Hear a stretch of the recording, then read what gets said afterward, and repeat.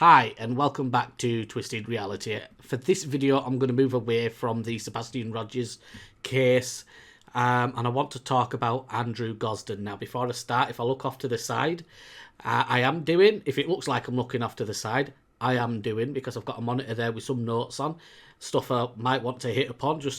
I write things down every now and again because I have a bad memory and I'll be recording a video and then my mind will go blank and I'll forget what I wanted to actually talk about and certain things I wanted to hit up upon. So I've started writing notes for videos now. And so if it looks like I'm looking off to the side, I am doing, and that's why. Andrew was born on the 10th of July 1993. He went missing on the 14th of September 2007 from his home in Doncaster in the UK. Andrew was last seen on CCTV footage at King's Cross Station in London later that morning. He was wearing black jeans and a black t-shirt. He was actually wearing specifically a black t-shirt, a black Slipknot t-shirt. It had the band name on it and everything on the front.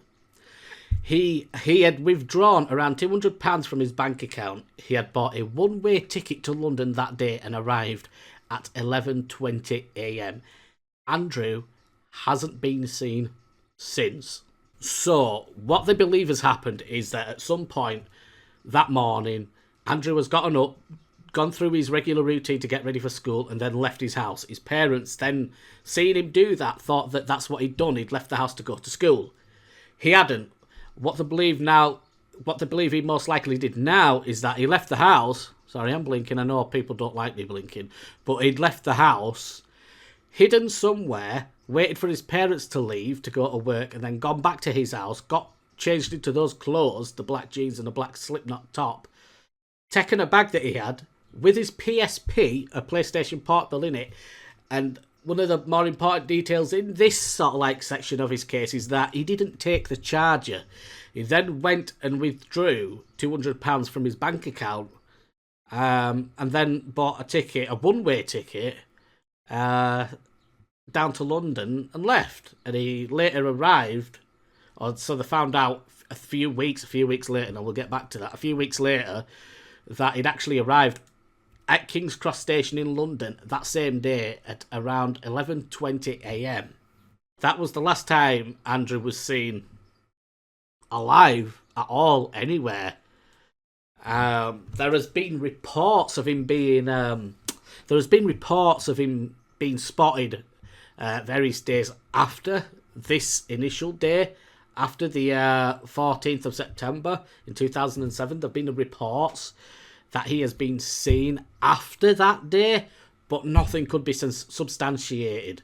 And one of the reasons why is because the police was so, there's no other way I can describe it, but they were lazy. They were lazy in the beginning of the investigation. It's a thing in London, as it is in many places, that I'm trying not to blink as much. Sorry, I did it then. I'm trying not to blink as much because I know people don't like that for some reason.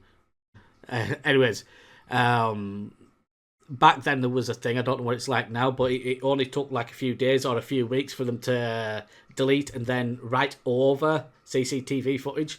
So basically what had happened is the police in the beginning had been so lazy, especially when it came to the CCTV footage, that by the time they'd gotten around to looking at the CCTV footage and try to find any image of Andrew on camera, that the footage at the time, during the period of him, the day he went missing to then, had actually been deleted or rewritten over, recorded over. So the police were too late.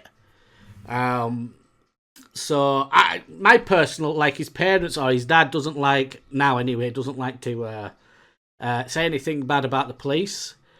But I'll say it for him. They were very lazy and stupid and just botched a lot of things in the early days of this investigation. They waited weeks to even go look for CCTV footage of the lad.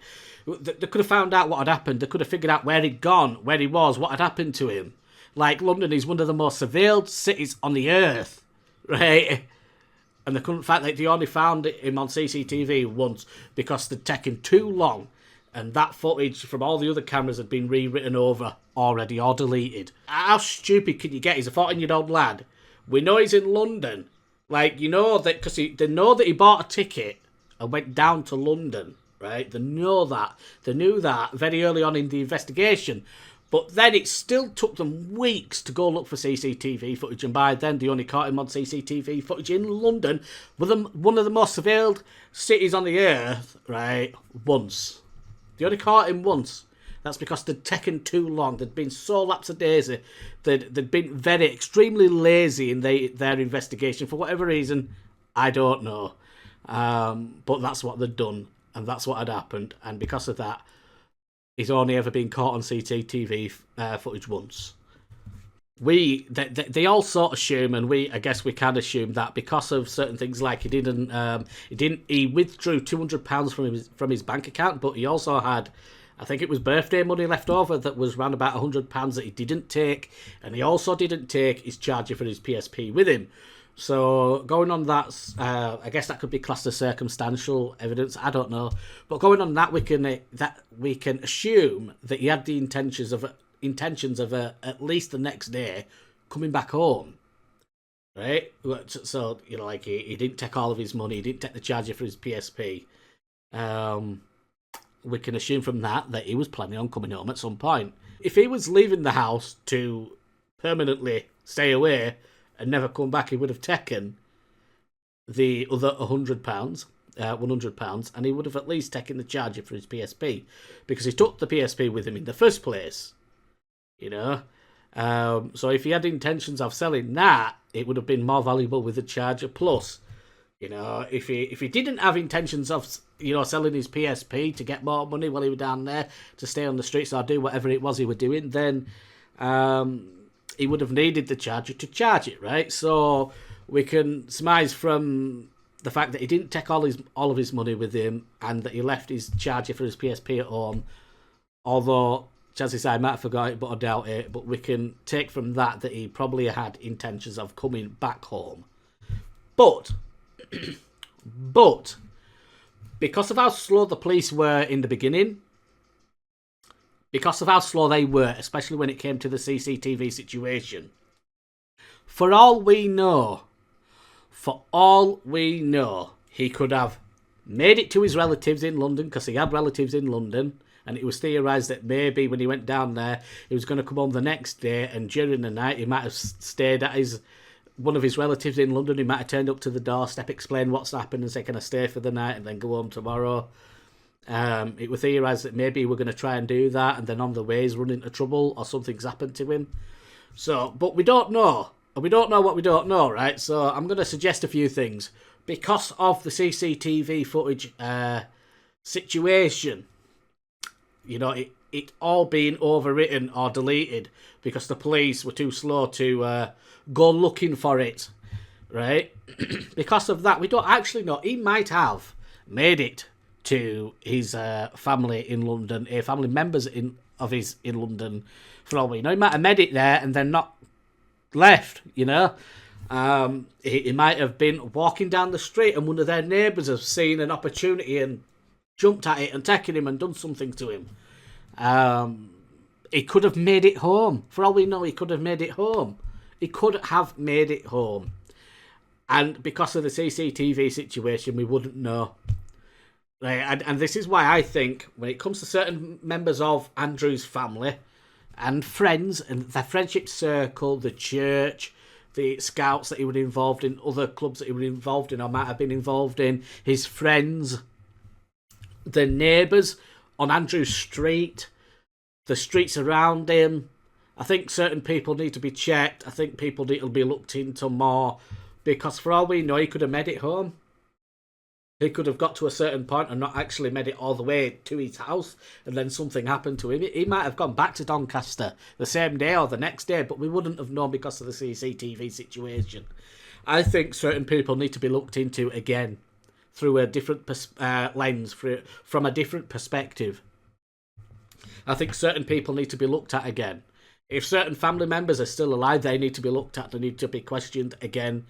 The ones that lived in London, certain family members that lived in Doncaster at the time, if they live there, they need to be questioned and looked at again through a different lens, from a different perspective. Friends everything like that, you know.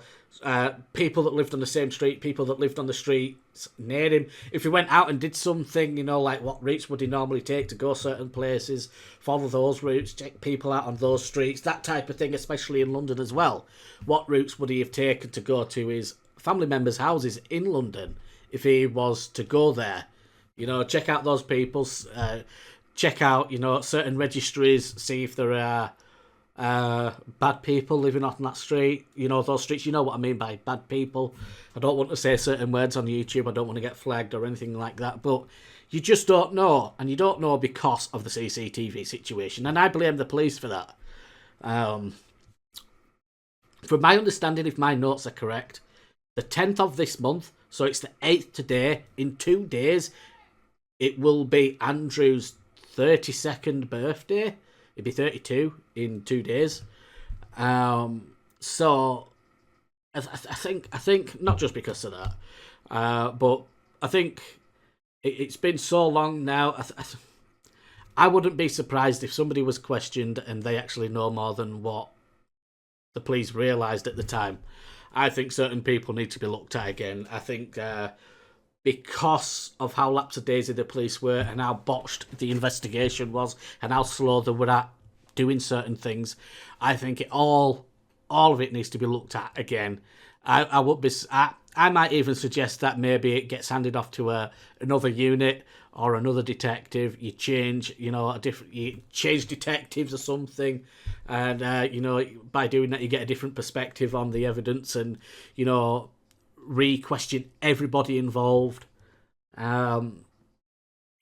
Everything needs to be looked at again. That's just my opinion, because something has seriously gone wrong with this investigation. If they were so lapsadaisy with the CCTV situation and taking weeks to just even look at it, like it only suggests to me that they could have been lazy and lapsadaisy in other aspects of the investigation, and most likely have botched other aspects of the investigation. So everything, every little single minute detail, every person that was questioned back then needs to be re-questioned. They need to be re-looked at, right? Who were your acquaintances? Who were connected to you at the time? Who were you hanging around with at the time? Who did you have at your house at the time that might have come in contact with Andrew? Andrew has been missing since 2007. It is now 2024. And the lad would be turning 32. This is ridiculous. Something has gone seriously wrong with this investigation. I'm sorry about the voices you can hear out in the background. I've got my window open and people are shouting outside. I apologise. But something has gone seriously wrong in this investigation. Everything needs to be looked at again. It's ridiculous. The police, when it comes to this, there were so many mistakes, so many missed opportunities. And they were missed simply because the police were too lazy. Everything needs to be looked at again. This lad, if he's not, whether he's still alive or no longer with us, this case needs to be concluded. His family needs some closure. Andrew, if you're out there and you just so happen to YouTube or Google your name and you click on this video, even if you don't want to contact your mum or your dad or any member of your family, I'll put my email in the description below. I'll put my email in the comments as well. And if anybody else, not just Andrew, if you're watching this, but if there's anybody else out there that has any information whatsoever when it comes to Andrew Gosden and his disappearance, email me. My email is on my YouTube channel if you go on there, but I'll put it in the description and in the comments below. If you've got any sort of information that could help finding out what happened to Andrew Gosden, then email me. If you don't want to email the police first, or you don't want to talk to the police first, then you can email me as well, and I will pass that information on to the police. Andrew, if you're watching, please contact somebody. Even if you don't want to go back to your family, just let them know that you're alive, and all this can be put to rest, and they can have some closure. Just because they know you're alive, it doesn't mean that you have to go and speak to them again if you've got some sort of issue there. Whatever it is, just let somebody know that you're alive, if you are alive and you just happen to click on this video. And again, if you are out there, Andrew, and you want to contact somebody through me, I will happily do that.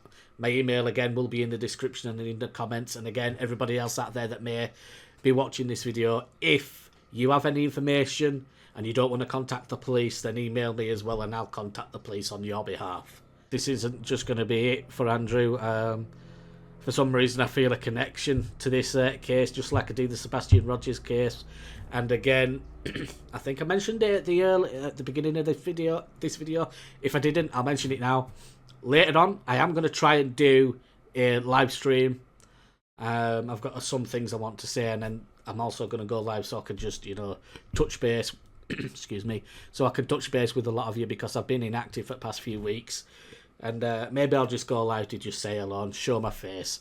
And then maybe we'll get talking about Sebastian and Seth and stuff like that. Anyways, boys and girls, I am going to leave it here. If you like this video, if you've got any information on Andrew and his disappearance, email me. If you like this video, give it a like. If you haven't already, please consider subscribing, and I will see you all again next time. Bye-bye.